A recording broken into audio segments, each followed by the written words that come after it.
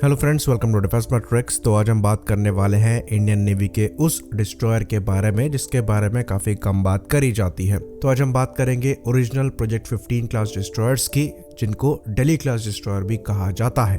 तो ये जो प्रोजेक्ट 15 है, इसको 1980s में स्टार्ट किया गया था और इन डिस्ट्रॉयर्स को डेवलप करने में काफ़ी ज़्यादा सपोर्ट सोवियत यूनियन का लिया गया था। ऑल्दो इसको इंडिया के डायरेक्टरेट ऑफ नेवल डिज़ाइन ने ही डिज़ाइन किया था, पर काफ़ी हद तक यहाँ पर इन्फ्लुएंस सोवियत यूनियन का था, जो कि इसके डिज़ाइन में आज भी दिखाई देता है। तो ये एक 6200 टन क्लास डिस्प्लेसमेंट का डिस्ट्रॉयर है और कहा यह जाता है कि ये जो राजपूत क्लास के डिस्ट्रॉयर्स हैं, ये उनका स्ट्रेच्ड वर्जन है और कई फीचर्स बोरो करता है ये गोदावरी क्लास के फ्रिगेट से और सोवियत सोवरमनी क्लास डिस्ट्रॉयर्स से। तो इसके मेन कैरेक्टरिस्टिक्स की बात करेंगे, साथ ही साथ डिस्कस करेंगे ऑनबोर्ड सेंसर्स को, और जो हाल ही में अपग्रेड हुए हैं उनको भी हम यहाँ पर डिस्कस करेंगे। तो जैसा कि हमने डिस्कस किया, यहाँ पर जो डिस्प्लेसमेंट है ये 6200 टन का है और लंबाई 163 मीटर की है। तो अगर आप राजपूत क्लास के डिस्ट्रॉयर से इन्हें कंपेयर करेंगे तो राजपूत क्लास की जो लंबाई है ये खाली 146.5 मीटर की बताई जाती है, यानी कि उनसे ज़्यादा बड़े हैं। साथ ही राजपूत क्लास के डिस्ट्रॉयर्स का जो डिस्प्लेसमेंट है ये 5000 टन से कम का है। बाकी प्रपल्शन सिस्टम की बात करें तो यहाँ पर 2 गैस टर्बाइन इंजन लगे हैं जो कि यूक्रेनियन है और जोरिया मैस्प्रोएक के M36E इंजन्स हैं। तो ये destroyer maximum 60 kilometre per hour तक की स्पीड को अचीव कर सकता है और 7000 किलोमीटर की रेंज में ऑपरेट कर सकता है और एक बार में यहाँ पर करीबन 350 क्रू की रिक्वायरमेंट होती है, जिसमें से 40 ऑफिसर्स होते हैं। बाकी एंटी सबमरीन वॉरफेयर के लिए इस डिस्ट्रॉयर में 2 हेलीकॉप्टर्स एक बार में कैरी किए जा सकते हैं, जिनके लिए हैंगर्स भी यहाँ पर दिए गए हैं।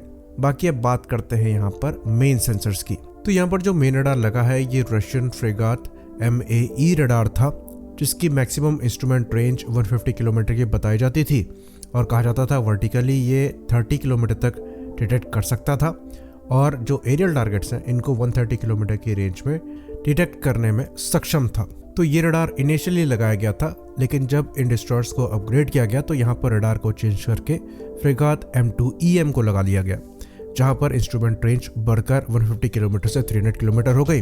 वर्टिकल रेंज 30 किलोमीटर ही रही, लेकिन फाइटर को डिटेक्ट करने के लिए जो रेंज थी ये बढ़कर 230 किलोमीटर के अराउंड की हो गई। तो यहाँ पर जो परफॉर्मेंस बूस्ट मिला है ये ऑलमोस्ट दुगना है और ये फ्रेगाट का M2EM रडार शिवालिक क्लास के फ्रिगेट्स में भी यूज किया जाता है। उसके बाद दूसरा जो रडार है ये बेल का RAWL-02 रडार है, जो कि जर्मन LW-08 रडार का लाइसेंस्ड वर्जन है। ये एक D band air search radar है और इसकी मैक्सिमम रेंज 250 से 270 किलोमीटर के आसपास की बताई जाती है। तो ये चीज़ हम आपको बता दें कि ये सेम रडार हमारे INS विशाखापट्टनम क्लास के डिस्ट्रॉयर्स में भी है और INS कोलकाता क्लास के डिस्ट्रॉयर्स में भी है। और अब ऐसा माना जाता है कि अपग्रेड के दौरान इन रडार्स को रिप्लेस किया जाएगा स्पेनिश कंपनी इंद्रा के लांजा 3D रडार के साथ। तो अभी 19 तारीख की रिपोर्ट है जिसमें यह दावा किया जा रहा है कि इंडियन नेवी के एक डिस्ट्रॉयर में लांजा N3D रडार लगाया जा रहा है। तो स्पेनिश कंपनी इंद्रा द्वारा करीबन 23 Lanja 3D radar Indian navy को सप्लाई किए जाने हैं, जिसमें से 3 रडार डायरेक्टली इंद्रा प्रोवाइड कराएगी और बाकी जो 20 रडार है ये इंडिया में टाटा द्वारा असेंबल करके इंडियन नेवी को प्रोवाइड किए जाएंगे। तो डिस्ट्रॉयर कौन सा है जिसमें ये रडार लगाए जा रहे हैं ये क्लियर नहीं है, पर यहाँ ये पॉसिबिलिटी भी एग्जिस्ट करती है कि ये एक डेली क्लास डिस्ट्रॉयर भी हो सकता है। तो ऐसा माना जाता है कि जो लांजा N रडार है यहाँ पर जो मैक्सिमम डिटेक्शन रेंज है ये 350 किलोमीटर के आसपास की मिलती है। तो ये रडार टारगेट्स को ज़्यादा एक्यूरेटली डिटेक्ट कर सकता है और वो भी लॉन्ग रेंजेस में। बाकी यहाँ पर 6 MR90 और एक G band fire control radars भी दिए गए हैं। ये रडार मैक्सिमम 30 किलोमीटर की रेंज में टारगेट को पहचान सकते हैं और ये यूज़ किए जाते हैं short range surface to air missile को टारगेट पर गाइड करने के लिए। बाकी यहाँ पर इजरायली 2 ELM-222-1 रडार भी दिए गए हैं, जो कि X बैंड के रडार हैं और सेमी एक्टिव पराग 1 मिसाइल को गाइड करने के काम आते हैं और 30 किलोमीटर की मैक्सिमम रेंज में टारगेट को पहचानने में सक्षम है। बाकी यहाँ पर पहले एक MR-184 काइट स्क्रीच रडार को भी यूज किया जाता था, जो कि मेन गन के लिए टारगेट को पहचानता था और जो ऑनबोर्ड AK-100 गन थी उसके लिए टारगेट प्रोवाइड कराता था। तो बाद में जब अपग्रेड हुआ तो ये जो AK-100 गन है इसको रिप्लेस कर दिया गया ऑटो मिलारा की सुपर रैपिड गन से और इस रडार को रिप्लेस कर दिया गया बेल के लिंक्स U2 रडार से। बाकी यहाँ पर जो सोनार लगा है ये हल माउंटेड बेल का हमसा सोनार है। वहीं पर कुछ रिपोर्ट्स ये भी आई थी कि इसमें टोड एरे सोनार भी दिया गया है, जो कि इंडियन नेवी के वॉरशिप्स में इतना कॉमन नहीं है।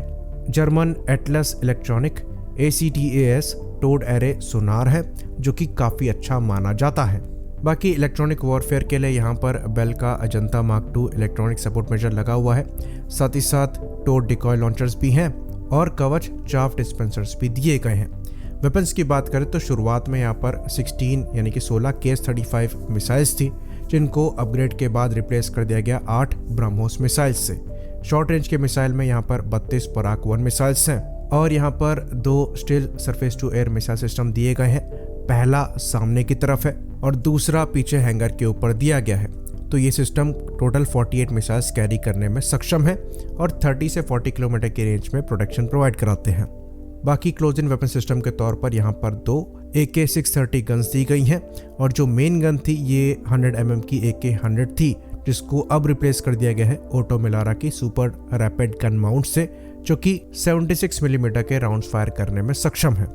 बाकी बात करें एंटी सबमरीन रोल की, तो ये अनयूजुअल क्विंटिपल कॉन्फ़िगरेशन में 533 मिलीमीटर के टोर्पीडो ट्यूब्स को कैरी करता है। यानी कि यहाँ पर 5 533 मिलीमीटर की टोर्पीडो ट्यूब्स हैं, जिनसे फुल साइज टोर्पीडोस फायर किए जा सकते हैं।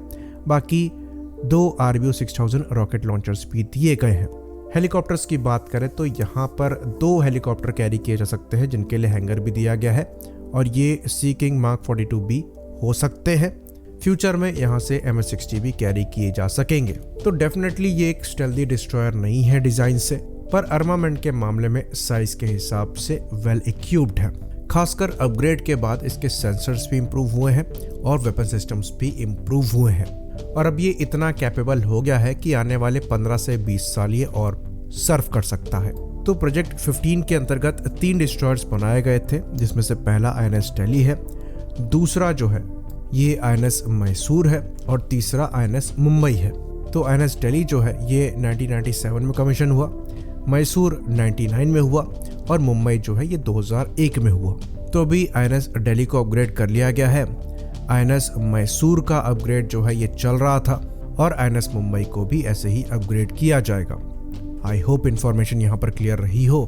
इसी बात पर इस वीडियो को हम खत्म करेंगे। लाइक करिए, सब्सक्राइब करिए। जय हिंद।